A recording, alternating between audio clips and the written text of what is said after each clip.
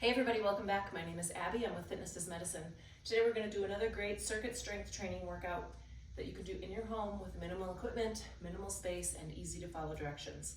Today we're going to need a band or a tube that's looped around up high, a couple heavy dumbbells if you have them, and then a pair of moderate weight dumbbells, and then just a ball of some sort. You can do a tennis ball, you can do a lacrosse ball, you can do a little playground ball.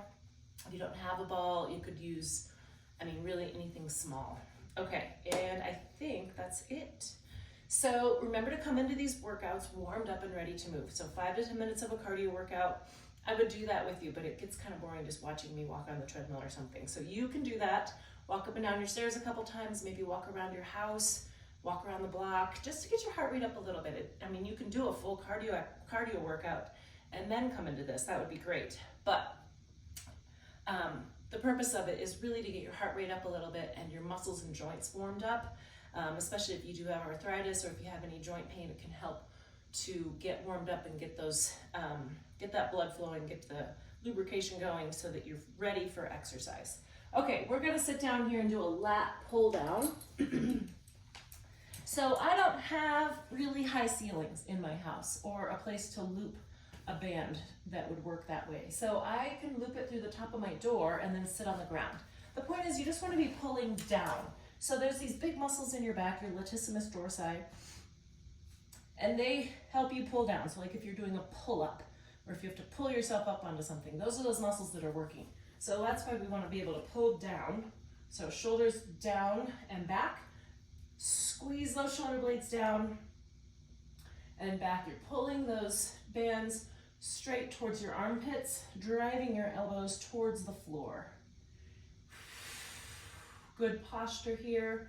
Breathing. Take a breath before you start. Breathe out on the exertion. Control that band both ways. Don't let the band control you. Now with bands, you can double up. You can go more repetitions to get that, to reach that fatigue. There's a lot of different ways you can use bands, even though you're not in a weight room lifting heavy weights, but you can use bands to work great, just as well. If you don't feel like if it's heavy enough, you can double up, put another band on it. You can scoot back a little bit. You can double up your band. You can kind of loop it through a couple times and that makes it tighter. There's a lot of different ways to make that more challenging. Okay, now I've got these 2 heavy dumbbells here and we're going to do squats, and I'm going to have you hang on to 2 dumbbells. So you can do as heavy or as light as you want, or if you really can't do this without hanging on, hang on to one side and hang on, you can use like your kitchen sink or a banister or something to sit back. Otherwise, I've got these right here. We're gonna pick them up kind of like you're picking up suitcases, okay? So, back straight, chest out. You're gonna sit back into your heels. See if you can drop them all the way to the floor. If you can't, that's okay. If you just do a partial range of motion, that's okay too. Breathing. Keeping your back nice and straight. Think about squeezing with your glutes as you stand up here. Now, if you've got knee pain, don't go quite so low.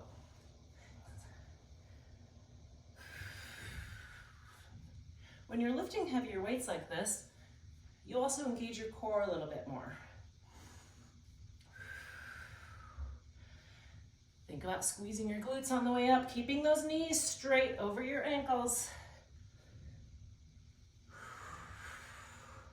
Let's do one more. And rest. Okay, great. I'm gonna put my weights up here out of my way.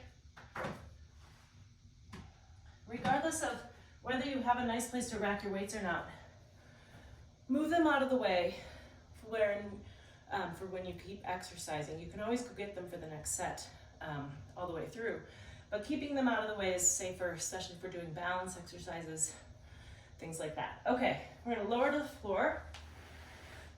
And we're gonna do fire hydrant. So, you want your hands directly beneath your shoulders, your knees directly beneath your hips, And you're going to lift your knee out to the side. Now, it's a pretty small, controlled motion.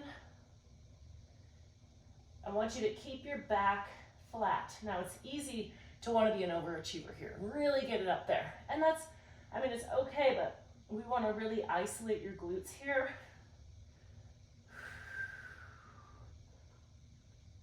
And 10, good.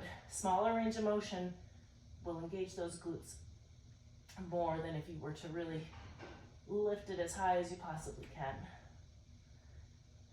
Keep your tummy nice and tight. Keep your head in neutral here. Keep that neck happy. Keep breathing. If you have a hard time being on your hands like this, you can always do it on your fists, or you can hang on to dumbbells. All right, rest. Different ways you can, also you can put your hands over like a rolled up towel or something, take the pressure off those hands. Okay, next we're gonna use these dumbbells, a little bit moderate weight. And we're gonna do a shoulder press opposite march.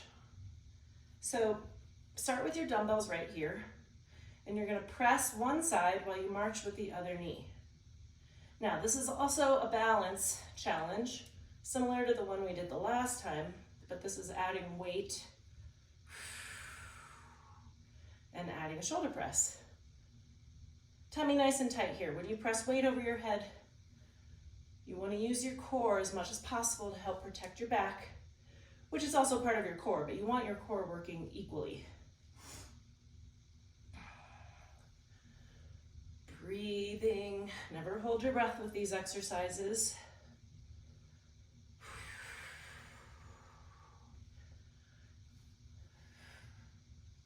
Try to keep your leg, your hip, as stable as you can here. So if when you come up like this, if you feel like you're going out like that, really focus on keeping that hip straight and engaged, really working on those stabilizers. Now, the slower you go on this, the more challenging it is. It's much easier to do them like this, but last one here. And rest, good. So nice and slow, challenge yourself. Again, I'm gonna put these up just so they're out of the way. Remember, you can always go get them for the next set through, but at least kind of put them out of the way so they're not going to be a hazard. Okay, next we're gonna do a single leg stance ball catch. So I just have this big ball here, not big, but, and I just want you to play catch. So here is quite easy. You can see it, you can balance. If you can't do a single leg stance, do a tandem stance and challenge yourself. So the farther you throw the ball, the more challenging it is. If you're working out with a partner, you can play catch. I'm not doing a very good balancing on my left foot here. Okay, switch. So work on about 30 seconds or so. You know, it doesn't have to be exact. Even if you keep losing your balance, just keep working on it. Sometimes I call this like a little kickstand. So I've got my foot here, and if I need to, I can set it down while I'm still working on standing on one foot. Using it a little more.